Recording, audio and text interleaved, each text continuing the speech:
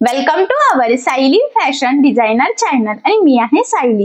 तर तुम्हा सर्वांचं आपल्या आजच्या नवीन अशा छानशा व्हिडिओमध्ये मी मनापासून खूप खूप स्वागत करते। तर कसे आहात तुम्ही? नक्कीच मस्त आणि मजेत असणार आहात। आणि आज मी तुमच्यासोबत खूप सुंदर अशी latest trending blouse design share करणार आहे। खरं तर मी तुम्हाला या डिझाइनची संपूर्ण कटिंग आणि स्टिचिंग अतिशय सावकाश स्टेप बाय स्टेप आणि खूप काही महत्त्वाच्या टिप्स आणि ट्रिक्स सांगणार आहे, जेणेकरून तुम्हाला आपला आजचा हा व्हिडिओ बघून परफेक्ट अशी ब्लाउज डिझाइन प्रॉपर फिनिशिंग आणि फिटिंग सहित कसे स्टिच करावी हे सहजच लक्षात येईल। त्याचबरोबर महत्त्वाचं म्हणजे या छानशा डिझाइनमुळे आपल्या साडीला ब्लाउजला खूप सुंदर असं लुक येणार आहे। तशी छानशी लेटेस्ट ट्रेंडिंग ब्लाउज डिझाइन तुम्ही नक्की ट्राय करून बघा। आय होप सो तुम्हाला आणि तुमच्या कस्टमरला अशी छानशी डिझाइन नक्कीच आवडेल। सो चला मग आता आपण वेळ न घालवता आपण आपल्या आजच्या छानशा व्हिडिओला सुरुवात करूयात आणि आपला आजचा हा व्हिडिओ तुम्ही स्किप न करता पूर्ण नक्की बघा, जेणेकरून तुम्हाला नवीन डिझाइनची आयडिया तर नक्कीच मिळेल, पण त्याचबरोबर ती डिझाइन कशा पद्धतीने फिनिशिंग सहित स्टिच करावी तर हे देखील सहजच लक्षात येईल। ठीक आहे, सो चला मग आता आपण स्टार्ट करूयात। तर हे बघा, इथे तुम्ही बघू शकतात की हा आहे ब्लाउज पीस। तर ब्लाउज पीस खूप सुंदर आहे, कलर कॉम्बिनेशन काट वगैरे मस्त आहे आणि याचा जो काही काट आहे हा भरपूर सारा मोठा सुद्धा आहे। सो याचा जो काही बॅक पार्ट आहे तर तो खरं तर आपण इथे कटिंग करून घेतलेला आहे आणि तुम्हाला हा एक छोटासा काट सुद्धा दिसत असेल। तर जो काही मोठा काट आहे तर तो आपल्याला बाहीसाठी यूज करायचा आहे आणि जो छोटा काट आहे तर तो आज आपल्याला बॅकनेक डिझाइनसाठी यूज करायचा आहे। बऱ्याचदा छोट्या काटापासून डिझाइन कशी बनवावी सुचत नाही, तर आजची ही डिझाइन खूप सुंदर आहे, तुम्हालाही नक्कीच जमेल। तर सगळ्यात आधी आता मी तुम्हाला हा जो काही बॅक पार्ट कट केलेला आहे त्याचं मेजरमेंट सांगते, म्हणजे तुम्हाला तुमच्या मापानुसार या डिझाइनसाठी सहजच कटिंग स्टिचिंग करता येईल। तर इथे ब्लाउजची उंची आहे 13, 1 इंच मार्जिन, असं टोटल आपण 14 इंचाला मार्किंग करून घेतली। त्यानंतर इथून 2.5 इंच गळा रुंदी आणि पूर्ण शोल्डर टोटल 5.5 इंचाला आपण इथे खरं तर मार्किंग करून घेतलेली आहे। हा जो काही बॅक पार्ट आहे तर याचा मुंडा सुद्धा 5.5 घेतला, 1.5 ला मार्किंग करून बॅक साईडच्या मुंड्याचा शेप सुद्धा दिलेला आहे। त्यानंतर इथून छातीचा 14 भाग म्हणजे 8, 8 चौक 32 अधिक 2 इंच मार्जिन, असं टोटल 10 इंचाला मार्किंग करून हा बॅक पार्ट आपण इथे कटिंग करून घेतलेला आहे। सो सगळ्यात आधी आता आपल्याला जी काही गळ्याची मार्किंग आहे तर ती अस्तरच्या बॅक पार्टवर करायची आहे। सो त्यामुळे मग मी मेन फॅब्रिक म्हणजे ब्लाउज पीसचा बॅक पार्ट सध्या साईडला ठेवून घेतलेला आहे। तर बघा, इथे आता सगळ्यात आधी तुमचा जेवढा गळा असेल त्यामध्ये अर्धा इंच एक्स्ट्राचं मार्जिन ऍड करून मार्किंग करायची आहे। तर मी सुद्धा बघा इथे जेवढा गळा आहे ना खरं तर त्याचा म्हणजे अर्धा इंच म्हटल्याप्रमाणे मार्जिन ऍड केलं आणि मार्किंग केली। त्यानंतर 2.5 इंच पुन्हा आडवी गळा रुंदीची एक मार्किंग करून घ्यायची। वरच्या साईडला तर आपण ऑलरेडी केलेलीच आहे, मी तुम्हाला मेजरमेंट सांगण्याच्या टाइमला। त्यानंतर पट्टीच्या सहाय्याने बघा ह्या पद्धतीने एक बॉक्स ड्रॉ करून घेतलेला आहे। आता यानंतर तुमचा जो गळ्याचा शेप असेल तर तो इथे तुम्ही ड्रॉ करू शकतात, पण आज आपण चौकोनी गळ्यावर डिझाइन बनवणार आहोत। सो त्यामुळे मग जी मार्किंग केलेली आहे परफेक्ट त्यावरच इथे मी कटिंग करून घेते।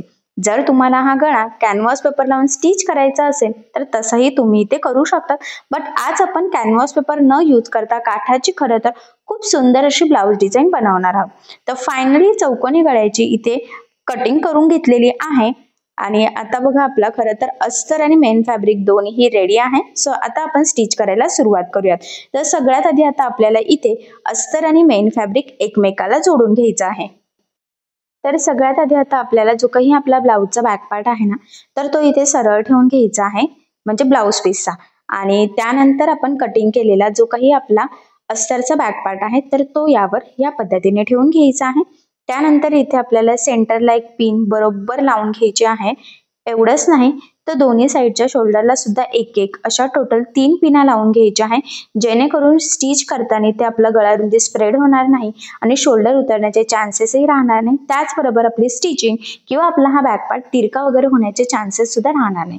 सो अशा पद्धतीने बघा आपण हे जोडून घेतलं, म्हणजे पिन लावून घेतली। त्यानंतर गळा रुंदी एकदा चेक करायची, जास्त तर झालेली नाहीये ना।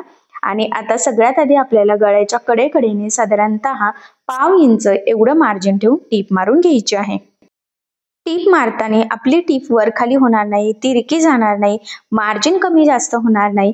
तर या छोट्या मोठ्या गोष्टींची आपल्याला इथे खरं तर काळजी घ्यायची आहे, कारण आता आपण जशी टीप मारणार आहोत तसंच आपला गळ्याचा शेप येणार आहे, त्यावर आपली फिनिशिंग आणि फिटिंग दोन्ही डिपेंड आहे। सो अगदी व्यवस्थित काळजीपूर्वक सावकाशपणे मी इथे गळ्याला मस्त अशी प्रॉपर टीप मारून घेतलेली आहे. त्यानंतर लगेचच आपण कमरेच्या साईडला साधारणतः अर्धा इंच एवढं मार्जिन ठेवून टीप मारून घेऊया. त्यामुळे काय होईल की आपला गळा आणि कमरेचा पार्ट दोन्ही सोबतच फिनिशिंग सहित रेडी होईल आणि इथे आपल्याला कमरपट्टी किंवा गळापट्टी लावण्याची गरज पडणार नाही. त्यानंतर जे काही कमरेच्या साईडला मेन फॅब्रिक म्हणजेच ब्लाऊज पीसचा एक्स्ट्राचा कपडा आहे तर तो आपण कटिंग करून घेतला. एवढंच नाही तर गळ्याच्या मध्ये सुद्धा जो काही आपला एक्स्ट्राचा फॅब्रिक आहे तर ते आपल्याला इथे खरं तर कटिंग करून घ्यायचं आहे. आणि यानंतर आपण आता इथे छोटे छोटे कट्स मारूयात, जेणेकरून ज्यावेळेस आपण हा बॅक पार्ट सरळ करू तर तो प्रॉपर फिनिशिंग सहित सरळ व्हावा आणि जसा शेप आपल्याला हवा आहे तसाच रेडी व्हावा. त्यासाठी खरं तर ही स्टेप खूप इम्पॉर्टंट आहे. तर यानंतर आपल्याला हा बॅक पार्ट ह्या पद्धतीने ते सरळ करून घ्यायचा आहे. सरळ करताना अजिबात खेचायचा नाहीये, शिलाई वगैरे निघू शकते. गळ्याच्या साईडने व्यवस्थित तो सेट करून घ्यायचा आहे. आणि आता आपल्याला इथे गळ्याच्या साईडला सगळ्यात आधी द्यायची आहे दाबटीप. सो बघा, मग दाबटीप देताना आपल्याला इथे खरं तर काळजी घ्यायची आहे की जो काही आपला अस्तरचा आतला कपडा आहे तर तो वरती दिसणार नाही, जेणेकरून आपली फिनिशिंग बिघडणार नाही. तर फिनिशिंग साठीच्या या छोट्या मोठ्या टिप्स तुम्ही आवर्जून फॉलो करायच्या आहे. कारण मी नेहमीच सांगत असते, फक्त डिझाईन बनवणं किंवा ब्लाऊज बनवणं स्टिच करणंच गरजेचं नसतं, तर ते प्रॉपर फिनिशिंग सहित रेडी करणं सुद्धा तितकंच गरजेचं असतं. सो खरं तर त्याचमुळेच या पद्धतीने अगदी व्यवस्थित काळजीपूर्वक दाबटीप देऊन घ्यायची. तुमच्या लक्षात येईल फिनिशिंग सुद्धा एकदम परफेक्ट आलेली आहे. त्यानंतर लगेचच आपण इथे कमरेच्या साईडला सुद्धा दाबटीप देऊन घेऊयात आणि इथे सुद्धा अस्तरचा आतला कपडा वरती दिसणार नाही याची आपल्याला काळजी घ्यायची आहे. एवढंच नाही तर इथे तुमच्या लक्षात येईल की गळा कमरेचा पार्ट दोन्ही सोबतच रेडी झाले आहे. शिवाय इथे कुठेही आपल्याला गळापट्टी किंवा कमरपट्टी लावण्याची गरज सुद्धा नाहीये. तर बॅक पार्ट रेडी करण्याची ही सगळ्यात सोपी पद्धत आहे आणि खरं तर या पद्धतीमुळे फिनिशिंग सुद्धा खूप सुंदर येते. सो तुम्ही सुद्धा अशा पद्धतीने फिनिशिंग सहित गळा आणि कमरेचा पार्ट रेडी करू शकता. यानंतर आपल्याला अस्तर आणि मेन फॅब्रिक एकमेकाला जोडून घ्यायचं आहे. हे जोडताना जेवढं शक्य आहे तेवढं कमीत कमी मार्जिन पकडायचं आहे. एवढंच नाही तो जोडताना कुठे गोळा होणार नाही, तिरकं जाणार नाही. तर या छोट्या मोठ्या गोष्टीची सुद्धा आपल्याला इथे काळजी घ्यायची आहे आणि अगदी व्यवस्थित सावकाशपणे खरं तर आपलं फायनली इथे अस्तर आणि मेन फॅब्रिक जोडून झालेलं आहे. हे जोडून झाल्यानंतर जे काही एक्स्ट्राचं मेन फॅब्रिक म्हणजेच ब्लाऊज पीसचा एक्स्ट्राचा कपडा आहे तर तो कटिंग करून परफेक्ट मापाचा बॅक पार्ट आपल्याला इथे रेडी करून घ्यायचा आहे. कारण तुम्हाला सगळ्यांनाच माहित आहे अस्तरवर आपण परफेक्ट कटिंग करत असतो, पण ब्लाऊज पीसचा आपण कपडा एक्स्ट्राचा कट करतो जेणेकरून स्टिच करताना आपल्याला इझी जावं. म्हणूनच गळा कमरेचा पार्ट रेडी झाल्यानंतर या पद्धतीने जोडून पुढची डिझाईन बनवण्याच्या आधी बॅक पार्ट परफेक्ट असा रेडी करायचा आणि फायनली आपला बॅक पार्ट इथे रेडी झाला. त्यानंतर पट्टीच्या सहाय्याने मी इथे खरं तर एक लाईन ड्रॉ करून घेतलेली आहे आणि हा पोर्शन मी सध्या साईडला ठेवते. जो काही आपला छोटासा काट आहे ना तर तो आपल्याला एक साईडने इथे फोल्ड करून घ्यायचा आहे. म्हणजे खरं तर दोन्ही साईडने करायचा आहे. तर बघा, जे एक्स्ट्राचं आहे ना तर ते फोल्ड करत सिंपल आधी आपण एक टीप मारून घेऊयात. खरं तर जशी आपली दाबटीप असते तसं म्हटलं तरी सुद्धा चालेल, फक्त व्यवस्थित पकडायचं आहे. खूप गडबड करण्याची खरं तर इथे आपल्याला गरज नाहीये. आणि बघा, मग एकदम व्यवस्थित प्रॉपर असं मी इथे थोडं थोडं पकडत हा संपूर्ण छोटासा काट ना प्रॉपर फिनिशिंग सहित एका साईडनी सगळ्यात आधी रेडी करून घेते. ठीक आहे. आता हा छोटासा काट आहे, तरी सुद्धा आपल्याला गळ्याच्या डिझाईनसाठी एवढा संपूर्ण काट लागणार नाहीये. एकदम छोटीशी पट्टी हवी आहे. सो त्यामुळे मग मी अजून थोडासा एका साईडने इथे फोल्ड करून घेते आणि दुसऱ्या साईडने टीप टाकते. तर आधी थोडंसं सरळ कट करून घेतलं. बघा, म्हणजे 1 ते 1.25 इंचाची पट्टी आपल्याला फक्त इथे पाहिजे नाही, तर मी ती डायरेक्ट फोल्डच करून घेतलेली आहे. तुम्हाला जर ती कुठे यूज करायची असेल तर तुम्ही कट करू शकतात. पण हा जेवढा काही काट आहे एवढा आपल्याला सफिशियंट आहे आणि तो पूर्ण सुद्धा आहे. सो त्यामुळे मग मी डायरेक्टच फोल्ड करून घेतलं, म्हणजे कुठे धागे निघण्याचे सुद्धा चान्सेस राहायला नको खरं तर यासाठी. आणि या पद्धतीने छान अशी छोटीशी पट्टी आपली इथे फायनली रेडी झालेली आहे. आता ही पट्टी आपल्याला जो काही आपला बॅक पार्ट आहे तर तिथे लावून घ्यायची आहे. मी इस्त्रीने खरं तर काट ऑलरेडी आधीच प्रेस करून घेतला होता, म्हणजे आपली डिझाईन प्रॉपर फिनिशिंग सहित रेडी व्हावी खरं तर यासाठी. त्याचबरोबर आता हा आपण छोटासा इथे कपडा घेतलेला आहे तर तो इथून कट करून घ्यायचा आहे आणि छोटे छोटे चौकोन आपल्याला इथे रेडी करून घ्यायचे आहे. बघा, तर हे एवढेच झालेले आहे. भरपूर सारे आपल्याला लागणार आहे, त्यामुळे मग मी अजून इथे चौकोन तयार करून घेते. 1.5 बाय 1.5 किंवा 2 बाय 2 चे तुम्ही इथे घेऊ शकतात. आणि कटिंग करताना बरेचसे छोटे मोठे तुकडे राहिलेले आहेत, तर त्या तुकड्यांपासून सुद्धा खरं तर आपण इथे छोटे छोटे चौकोन तयार करू शकतात. त्याचा फायदा हा आहे की आपलं कुठे छोटासा कपडा सुद्धा वेस्ट जायला नको. सो त्यामुळे मग त्या जेवढे शक्य आहे तेवढ्या छोट्या छोट्या पीसेस पासून मी इथे छोटे छोटे हे चौकोन इथे रेडी करून घेते. सो बघा मग भरपूर सारे चौकोन इथे रेडी झालेले आहे. त्यानंतर आता इथे आपल्याला त्रिकोण तयार करून घ्यायचे आहे. तर त्रिकोण बनवण्याची ही एकदम सोपी पद्धत आहे. तर एकसारखे छोटे छोटेच बनवायचे आहे आपल्याला, खूप मोठे इथे बनवण्याची गरज नाही. ह्या पद्धतीने फोल्ड करून खरं तर सगळ्यात आधी खालच्या साईडला टीप मारून घ्यायची आहे. तर जेवढे चौकोन आपण इथे तयार करून घेतलेले आहेत तर त्या सगळ्या चौकोनपासून आपल्याला त्रिकोण बनवून घ्यायचे आहे. सो सेम ह्याच पद्धतीने उरलेले सर्व चौकोन मी म्हणजे चौकोनपासून छोटे छोटे त्रिकोण इथे मी सगळ्यात आधी रेडी करून घेते. तर बघा मग फायनली सगळे त्रिकोण आपले रेडी झालेले आहेत आणि ते त्रिकोण यूज करून आज आता आपल्याला चौकोनी गळ्यावर खरं तर खूप सुंदर अशी डिझाईन बनवायची आहे. तयार केलेली काठाची पट्टी सुद्धा मी इथे घेतलेली आहे. आणि सगळ्यात आधी हा जो काही काठ आहे ना, तर हा आपल्याला इथून खाली असा सरळ लावून घ्यायचा आहे. तर बघा मग मी इथे कडेकडेने टीप मारते. जी काही आपली आधीची दाबटीप आहे ना, बरोबर त्याच लेवलमध्ये आपल्याला खरं तर ही टीप मारायची आहे. काठ दोन्ही साईडने आधीच फिनिशिंग साईड टीप मारून रेडी केलेला आहे, त्यामुळे कुठे फोल्ड करण्याचा आपला प्रश्नच नाहीये. कमरेच्या साईडला किंचितसं आपल्याला फोल्डिंग पुरता हवं आहे. सो मग तेवढंच ठेवलं आणि बाकीचं कट करून घेतलं. तर बघा आता इथे व्यवस्थित शेवटपर्यंत टीप मारल्यावर खालचं मी बोलल्याप्रमाणे आपल्याला फोल्ड करून पुन्हा आडवी टीप इथे मारून घ्यायची आहे. म्हणजे तिथून तो काठ वर खाली पण व्हायला नको आणि फिनिशिंग सुद्धा व्यवस्थित मेंटेन राहावं यासाठी. आणि आता दुसऱ्या साईडने आपल्याला टीप मारताना त्या काठाच्या खाली आपल्याला बरोबर त्रिकोण टाकायचे आहे. तर व्हिडिओत मी तुम्हाला दाखवण्याचा प्रयत्न करतच आहे. खरं तर ते थोडंसं चमकलं गेलंय. इथे तुम्ही कॉन्ट्रास्ट कलरचे त्रिकोण सुद्धा बनवू शकले असते, पण साडी आणि ब्लाउज पीसचा दोन्हींचा कलर सेमच आहे, त्यामुळे इथे कॉन्ट्रास्ट कलर यूज करण्याचा प्रश्नच नाहीये. खरं तर म्हणूनच मग मी जो कलर ब्लाउजचा आहे तर त्याच कलरचे त्रिकोण इथे यूज करत आहे. आणि मी ज्या पद्धतीने त्रिकोण व्यवस्थित काठाच्या खाली ठेवून टीप मारत आहे, सेम त्याच पद्धतीने तुम्ही सुद्धा करून घ्यायचं आहे. फक्त एकसारखे त्रिकोण बाहेर निघतील याची काळजी घ्यायची, म्हणजे फिनिशिंग मेंटेन राहील. आणि बघा मग किती छान प्रॉपर फिनिशिंग सहित आपण सगळे व्यवस्थित असे त्रिकोण लावून घेतलेले आहे. इथे मी व्यवस्थित कट करून व्यवस्थित सेट करून घेतलं. तर बघा एक साईडने लावून झालेला आहे. सेम त्याच पद्धतीने दुसऱ्या साईडने सुद्धा आपल्याला हा काठ आणि ते त्रिकोण लावून घ्यायचे आहे. सो इथे कमरेच्या साईडला मी तो जो काही काठ आहे ना, तर तो फोल्ड करून घेतला आणि व्यवस्थित अगदी काळजीपूर्वक कडेकडेने जोडून घेते. खरं तर काठ जोडताना आपल्याला खूप इझी जाते, कारण आपण आधीच प्रॉपर फिनिशिंग सहित रेडी करून घेतलेला आहे. सो त्यामुळे तुम्ही सुद्धा अशा पद्धतीने करू शकतात. काठ मी 1 ते 1.25 इंचाची पट्टी इथे यूज केली, तुम्ही यापेक्षा कमी किंवा जास्तही करू शकतात. आणि बघा दुसऱ्या साईडने बरोबर पुन्हा काठाच्या खाली एक एक त्रिकोण ठेवत ठेवत आपल्याला टीप मारून घ्यायची आहे. आणि मी मगाशीच म्हटल्याप्रमाणे साडीचा कलरचे किंवा साडीचा थोडासा कपडा यूज करून छान कलर कॉम्बिनेशन सहित सुद्धा तुम्ही हे त्रिकोण लावू शकतात. त्यामुळे ते ब्लाउज डिझाईन अजूनच उठून दिसेल. पण इथे साडी आणि ब्लाउजचा कलर एकच आहे, सो त्यामुळे मग आपल्याला इथे वेगवेगळ्या कॉन्ट्रास्ट कलरचा काही यूज करण्याचा चान्स नाहीये. बट असो तरी सुद्धा ही डिझाईन छानच दिसणार आहे. आणि मी म्हटल्याप्रमाणे थोडासा डिस्टन्स मेंटेन ठेवायचा आहे या त्रिकोण मधला. त्याचबरोबर बाहेर किती त्रिकोण दिसले पाहिजे, छोटा मोठा केवढे साईजचा दिसला पाहिजे, तर ते सुद्धा एकसारखं दिसेल याची आपल्याला खरं तर इथे काळजी घ्यायची आहे.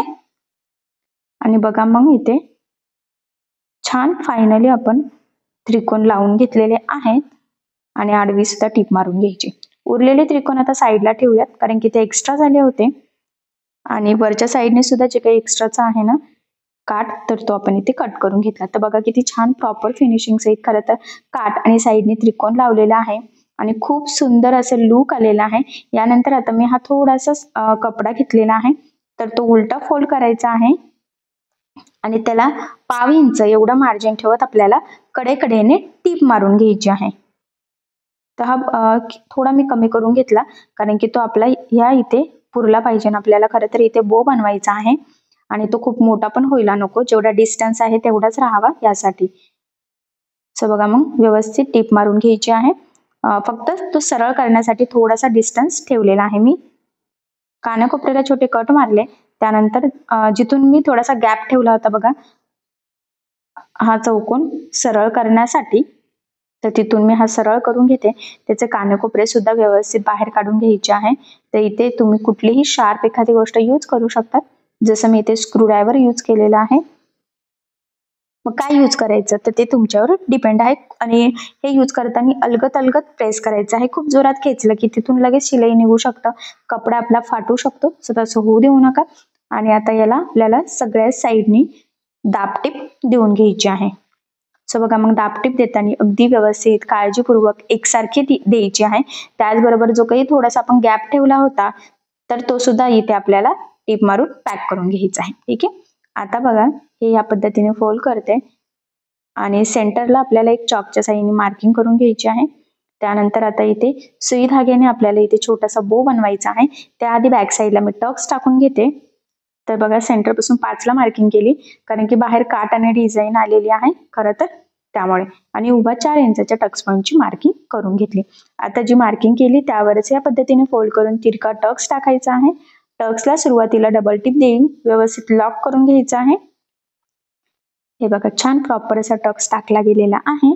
त्रिकोण त्यामध्ये पॅक होणार नाही, काट पॅक होणार नाही. सो अशा हिशोबाने आपण थोडेसे कडेने टक्स इथे टाकून घेतलेले आहे.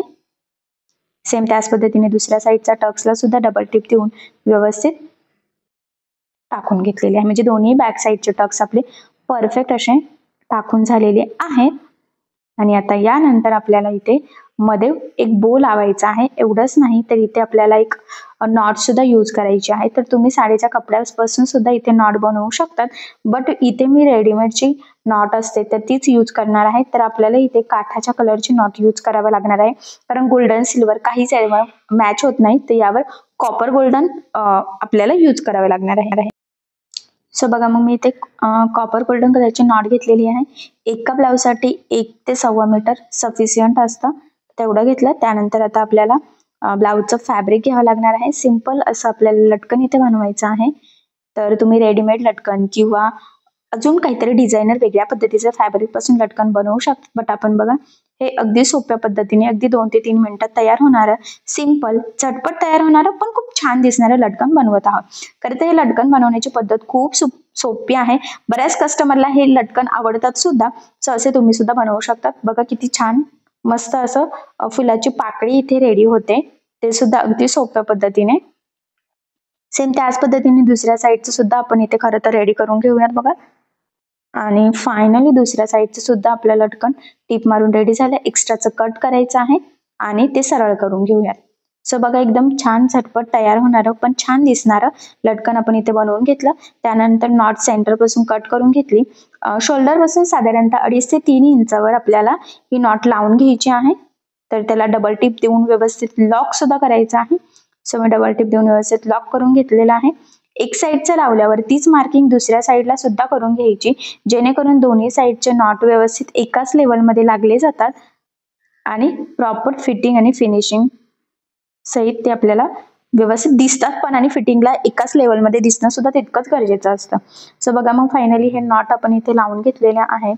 आता हे किती म्हणजे पॅक बांधायचं काय लूज वगैरे, तर घातल्यावर तर हा गळा आपला स्प्रेड होणारच आहे. बट ठीक आहे, आता सध्या मी इथे अशा पद्धतीने बांधून घेतलेला आहे. त्यानंतर आपल्याला सेंटरला एक छान छोटासा बो लावायचा आहे.